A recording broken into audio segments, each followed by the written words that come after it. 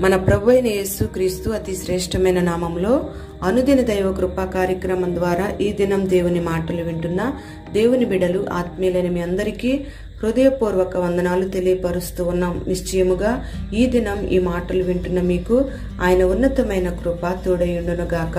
ప్రియ దేవుని బిడ్డలారా, దేవుడు ప్రతి మనిషికి చక్కటి బ్రతుకును అనుగ్రహించాడు.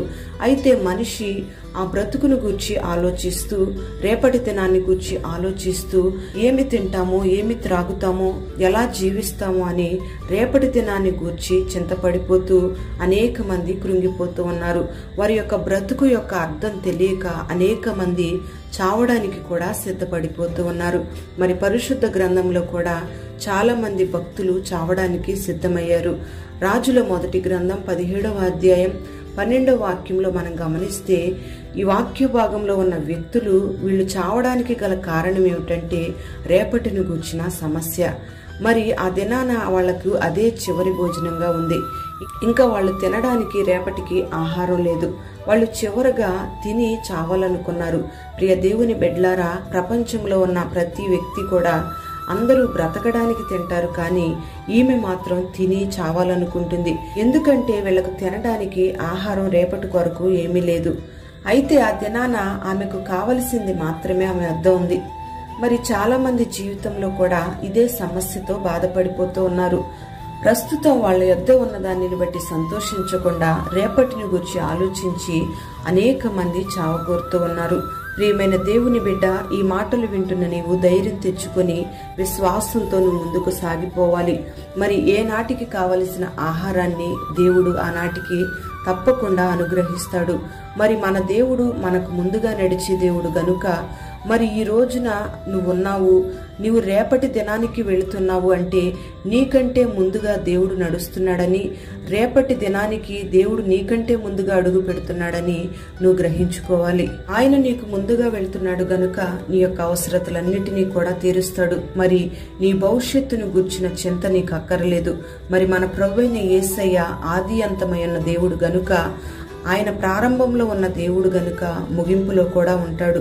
మరి ఈ దినాన జీవించడానికి నీకు కృపనిచ్చిన దేవుడు రేపు జీవించడానికి కూడా కృపనిస్తాడు. మరి మన భవిష్యత్ అంతా కూడా ఆయన చేతిలో ఉందనే ఆ సత్యాన్ని ఈ దినాన మనం గ్రహించుకోవాలి. ప్రియ దేవుని బిడ్డలారా, పక్షులను మనం గమనిస్తే అవి విత్తవు, కోయవు, అవి కొట్లలో కూడా కూర్చుకొనవు, కానీ పరలోకపు తండ్రి వాటిని పోషిస్తూ ఉన్నాడు. మరి వాటికంటే మీరు శ్రేష్ఠులు కారా అని దేవుడు సెలవిస్తూ ఉన్నాడు. విధవరాలు మేము తిని చనిపోతాం అనుకుంటుంది, కానీ దైవజనుడు వచ్చి అమ్మ భయపడొద్దు, నువ్వు చేసే రొట్టెలో మొదటిది నాకు పెట్టు అని అన్నాడు. అంటే ఆ సమయంలో ఆమె ఏమీ ఆలోచించకుండా వెంటనే దైవజనుని మాటకు లోబడింది. ఒక ప్రక్కేమో కుమారుడు ఆకలితో కేకలు వేస్తున్నా మన ఆకలి ముందు కాదు, ముందు దేవుని మాట ముఖ్యం, దైవజనుని యొక్క ఆకలి తీర్చడమే మనకు ముఖ్యమని ఆ దైవజనుని యొక్క ఆకలి తీర్చింది ఆ విధవరాలు. దేవుని బిడ్డలారా, మరి ఎలాంటి మనస్తత్వం ప్రతి సంఘంలో ఉండాలి, ప్రతి వ్యక్తిలో ఉండాలి. మరి ఆ విధవరాలు దైవజనుడు అలా అడిగినందుకు ఏమాత్రం కూడా బాధపడలేదు, సంతోషంగా చేసింది గనుక కష్టంలో దైవజనునికి సహాయం చేసినందువల్ల కరువు కాలం అంతా కూడా ఆమె పోషించబడింది. ఆమె తొట్టెలో పిండి అయిపోలేదు, బుడ్డెలో నూనె తక్కువ కాలేదు. ఆమె తీసే కొలది వస్తానే ఉంది. ఇక్కడ ఒక విషయాన్ని మనం గమనిస్తే, దేవుడు ఆమెకు 1 సంవత్సరానికి కావలసిన ఆహారాన్నో లేదా 2 సంవత్సరానికి కావలసిన ఆహారాన్నో ఇవ్వలేదు, కానీ ఏ రోజుకు కావలసిన ఆహారాన్ని ఆ రోజే దేవుడు ఆమెకు అనుగ్రహిస్తూ వచ్చాడు. మరి ఇశ్రాయేలు ప్రజలకు కూడా ప్రభువు ఏనాటి మన్నాను ఆనాడే అనుగ్రహిస్తూ వచ్చాడు. దేవుడు మనకు నేర్పించిన పరలోక ప్రార్థనలో కూడా మాకు కావలసిన అనుదిన ఆహారం మాకు కావాలి అని ప్రార్థన చేయిస్తూ వచ్చాడు. ప్రియ దేవుని బిడ్డలారా, ఏ రోజుది ఆ రోజే ప్రభు సమస్తాన్ని చూసుకుంటాడు. మరి రేపటిని గూర్చిన చింతను పడకుండా నీ కూతురికి ఎలాంటి భర్త వస్తాడోనని, నీ ఇంటికి ఎలాంటి కోడలు వస్తుందోనని, మరి నీ కుమార్తెకు నీ కుమారునికి రేపటి దినాన ఉద్యోగం వస్తుందో లేదోనని, నీ బిడ్డల భవిష్యత్తు ఏమవుతుందోనని నువ్వు చింతపడకుండా సమస్త భారాన్ని దేవుని మీద వేసి నిన్ను నడిపించే దేవుడు ఉన్నాడని, అల్ఫా ఒమేగా అయిన దేవుడు నీకు తోడుగా ఉన్నాడని నువ్వు గ్రహించినట్లయితే, ఆయన నిన్న నేడు నిరంతరం ఒకటే రీతిగా ఉన్న దేవుడు గనుక ఆయన నీ భవిష్యత్తును గురించి ఆలోచించి నీ భవిష్యత్తులో ఏం కావాలో, నీకేం జరగవలసి ఉందో ఆయన తప్పకుండా జరిగిస్తాడు. నీకు కావలసిన ప్రతి ఒక్క అవసరతను కూడా ఆయన నామంలో తీరుస్తాడు. మరి ఈ మాటలు వింటున్న నీ జీవితంలో దేవుడు ముందుగా దాటిపోయి నీ యొక్క అవసరతలన్నిటినీ తీర్చి రేపటిని గూర్చిన చింత నీలో నుంచి తొలగించి నిన్ను ఆశీర్వదించి నడిపించునుగాక. ప్రార్థన. పరిశుద్ధుడవైన తండ్రి, ప్రేమ కలిగిన దేవానికి స్తోత్రం చెల్లిస్తూ ఉన్నాం. ఈ దినాన ఈ మాటలు విన్నని బిడ్డలందరినీ కూడా పేరు పేరున మీరు ఆశీర్వదించండి.